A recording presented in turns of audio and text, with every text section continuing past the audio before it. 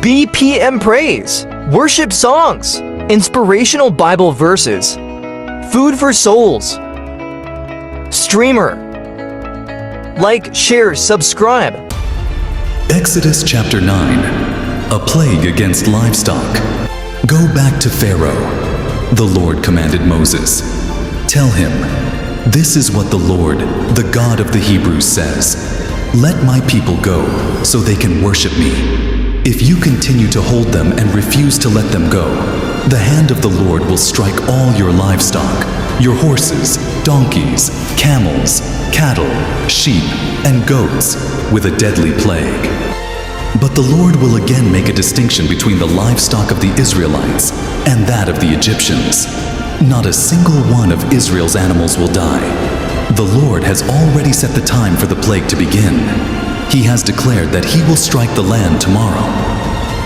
And the Lord did just as he had said. The next morning, all the livestock of the Egyptians died, but the Israelites didn't lose a single animal. Pharaoh sent his officials to investigate, and they discovered that the Israelites had not lost a single animal. But even so, Pharaoh's heart remained stubborn, and he still refused to let the people go. A plague of festering boils. Then the Lord said to Moses and Aaron, take handfuls of soot from a brick kiln and have Moses toss it into the air while Pharaoh watches. The ashes will spread like fine dust over the whole land of Egypt, causing festering boils to break out on people and animals throughout the land. So they took soot from a brick kiln and went and stood before Pharaoh.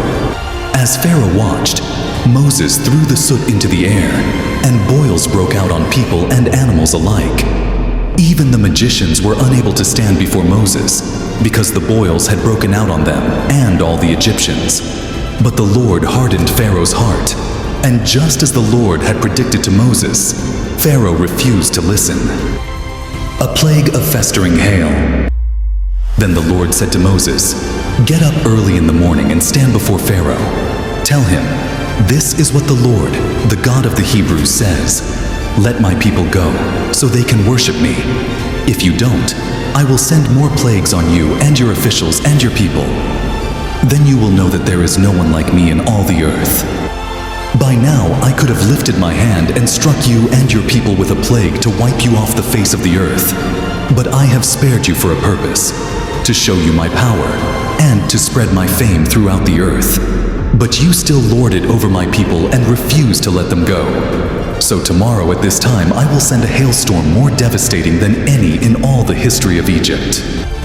Quick, order your livestock and servants to come in from the fields to find shelter. Any person or animal left outside will die when the hail falls. Some of Pharaoh's officials were afraid because of what the Lord had said. They quickly brought their servants and livestock in from the fields. But those who paid no attention to the word of the Lord left theirs out in the open.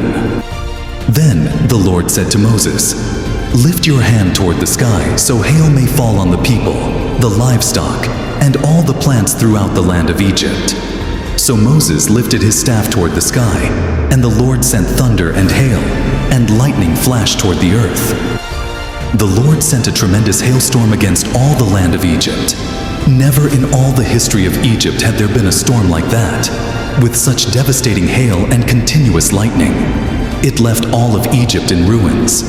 The hail struck down everything in the open field, people, animals, and plants alike.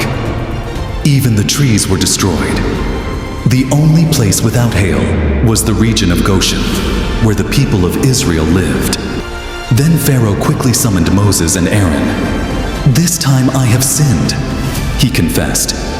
The Lord is the righteous one, and my people and I are wrong. Please beg the Lord to end this terrifying thunder and hail. We've had enough. I will let you go. You don't need to stay any longer. All right, Moses replied.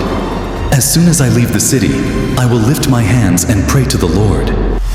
Then the thunder and hail will stop, and you will know that the earth belongs to the Lord. But I know that you and your officials still do not fear the Lord God. All the flax and barley were ruined by the hail, because the barley had formed heads and the flax was budding. But the wheat and the emmer wheat were spared.